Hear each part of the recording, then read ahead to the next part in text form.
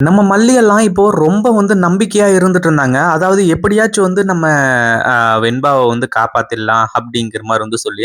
ஆனா உண்மையிலேயே இப்படிப்பட்ட விஷயங்கள் நடக்கும் அப்படின்னு கொஞ்சம் கூட எதிர்பார்க்கவே இல்ல. அதாவது இப்போ நம்ம வெண்பாவ வந்து கண்டுபிடிக்கிறதுக்காக அவ்ளோ பெரிய ரிஸ்க் வந்து போயிட்டு இருக்கு. அதுலயும் தீப்பந்தம் இருந்துட்டு வெண்பாவ மட்டும் நீ கண்டுபிடிக்கல அப்படின்னா கண்டிப்பா நான் உன்ன சும்மா விட மாட்டேன். கண்டிப்பா. உன்ன வந்து நான் வந்து எந்த எல்லைக்கும் கொண்டு போறதுக்கு தயாரா இருக்கேன் அப்படிங்கிற மாரி வந்து சொல்லி, அதாவது இப்போ இந்த தீபிகாவோட வேலைய வந்து புடுங்குறதுக்கும் இவங்க ரெடியா இருந்துட்டு இருக்காங்க. அதுல எந்த ஒரு சந்தேகமும் கிடையாது அப்படின்னே சொல்லலாம். ஆனா அதையும் தாண்டி இப்ப என்ன ஆச்சு அப்படின்னா, ஒரு பக்கம் வந்து நம்ம விஜய் வந்து தன் பொண்ண காணாம வந்து ரொம்ப பதறிட்டு இருந்தார் இல்லையா? ஆனா விஜய்க்கு ஒரு ஆக்ஷன் நடக்குது. ஆனா அந்த ஆக்சிடென்ட்க்கு அப்புறமா நம்ம வெண்பாவ வந்து நம்ம விஜய் கண்டுபிடிப்பாரு அப்படின்னு சொல்லிட்டு உண்மையிலேயே யாருமே கொஞ்சம் கூட எதிர்பார்க்கவே இல்ல அப்படின்னு தான் சொல்லணும். அதுலயும் இப்ப என்ன ஆச்சு அப்படின்னா, ஒரு பக்கம் வந்து தீபிகா நம்ம தீபன் கிட்ட வசமா மாட்டிக்கிட்டாங்க. இதுக்கப்புறம் தீபிகாவால தப்பிக்கவே முடியாது.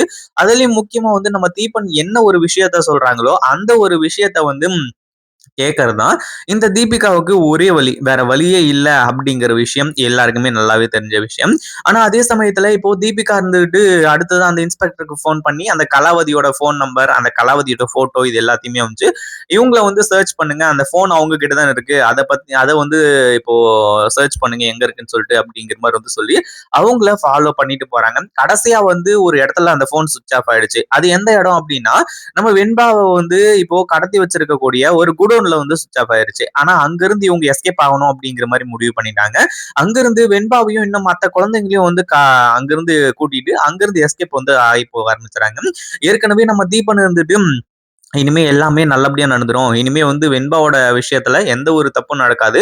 வெண்பாவ காப்பாத்திடலாம் அப்படிங்கிற மாரி வந்து சொல்லி ரொம்ப வந்து இதா இருந்துட்டு இருந்தாங்க. ஆனா இப்போ கடைசியா என்ன ஆச்சு அப்படின்னா, அங்க போயிட்டு நம்ம மல்லி, அடுத்ததா வந்து போலீஸ் இவங்க எல்லாருமே வந்து பார்க்குறாங்க. ஆனா அங்க வெண்பா இல்ல. வெண்பாவ அங்க தான் கடத்தி வச்சிருந்தாங்க. ஒரு 1/2 மணி நேரத்துக்கு முன்னாடி வந்திருந்தா, இந்நேரத்துக்கு வெண்பாவ காப்பாத்திருக்கலாம். ஆனா அந்த ஒரு விஷயம் அங்க நடக்கல அப்படிங்கிறது தான் மிகப்பெரிய உண்மையா இருந்துகிட்டு இருக்கு. அதுவும் இல்லாம இந்த ஒரு விஷயத்த நம்ம மல்லியால ஏத்துக்கவே முடியல. என்னடா நடந்துகிட்டு இருக்கீங்க அப்படிங்கிற மாதிரி வந்து சொல்லி மல்லி இருந்துட்டு ரொம்ப வெக்ஸ் ஆயிடுறாங்க. ஏன்னா வெண்பாவை கண்டுபிடிச்சிட்டோம் அவ்வளவுதான் எல்லாமே முடிஞ்சது அப்படிங்கிற மாதிரி வந்து நினைச்சாங்க. ஆனா உண்மையிலேயே கடைசியில இப்படி ஒரு விஷயம் நடக்கும் அப்படின்னு கொஞ்சம் கூட எதிர்பார்க்கவே இல்லை. இப்போ அடுத்த கட்டமா என்ன ஆகுது அப்படின்னு பாத்தீங்கன்னா, ஒரு பக்கம் வந்து ஆம்புலன்ஸ் வச்சு இந்த ரவுடிங்க அந்த கலாவதி இவங்க எல்லாருமா சேர்ந்துட்டு வெண்பாவையும் மத்த குழந்தைங்களையும் வந்து கூட்டிட்டு போயிட்டு இருக்காங்க. வெண்பா இங்கிருந்து போகும்போதே வந்து இல்ல எங்களால முடியாது எங்களை விட்டுருங்க நாங்க வந்து போயிடுறோம் அப்படிங்கிற மாதிரி வந்து சொல்லி எவ்வளவோ முயற்சி பண்ணாங்க. ஆனா உண்மையிலேயே வந்து வெண்பாவால வந்து அங்கிருந்து தப்பிக்க முடிஞ்சதா அப்படின்னு கேட்டீங்கன்னா, மறுபடியும் வந்து வெண்பாவுக்கு மயக்க மருந்து குடுத்து, அங்கிருந்து ஆம்புலன்ஸ்ல வந்து மயக்கமான நிலைமையிலேயே வந்து கூட்டிட்டு போயிட்டு இருந்தாங்க. உண்மையிலேயே இந்த ஒரு விஷயத்த நம்ம விஜயோ இல்ல மத்தவங்களோ எதிர்பார்க்கவே இல்ல.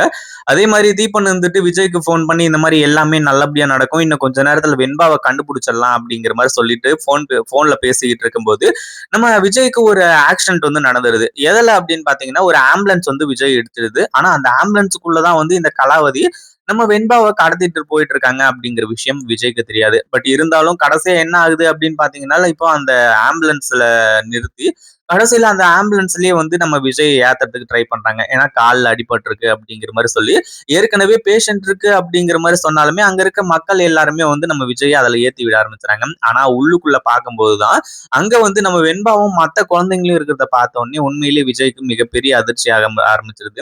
விஜய்க்கு இப்ப என்ன பண்றது, ஏது பண்றது அப்படின்னு ஒண்ணுமே புரியல.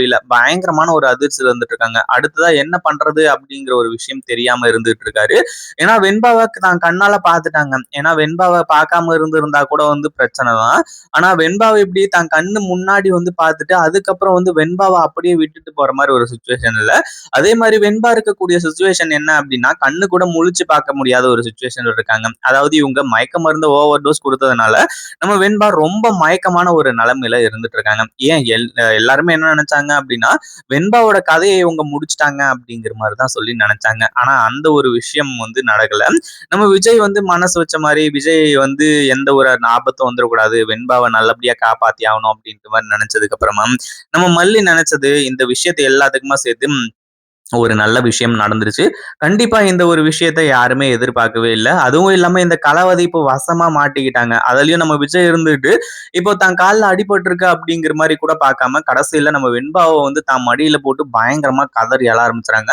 "வெண்பா எந்திரி வெண்பா, என்னாச்சு உனக்கு?" அப்படிங்கிற மாரி வந்து சொல்லி, அதுக்கப்புறம் தான் வந்து அங்க போலீஸ்லாம் என்ட்ரி குடுத்து இந்த கலாவதிலாம் அரெஸ்ட் பண்றது. அதே மாரி இந்த கலாவதிக்கு இப்போ பயங்கரமான அதிர்ச்சி. ஏன்னா விஜய் வந்து அதாவது வெண்பாவோட உண்மையான அப்பா வந்துட்டாங்க. அவ்வளோதான் இனிமே நம்மளோட கதை முடிஞ்சுது அப்படிங்கிற மாரி வந்து சொல்லி செம்மையான ஒரு ஷாக்கு. என்ன பண்றது? ஏது பண்றது? அப்படின்னு ஒண்ணுமே புரியல.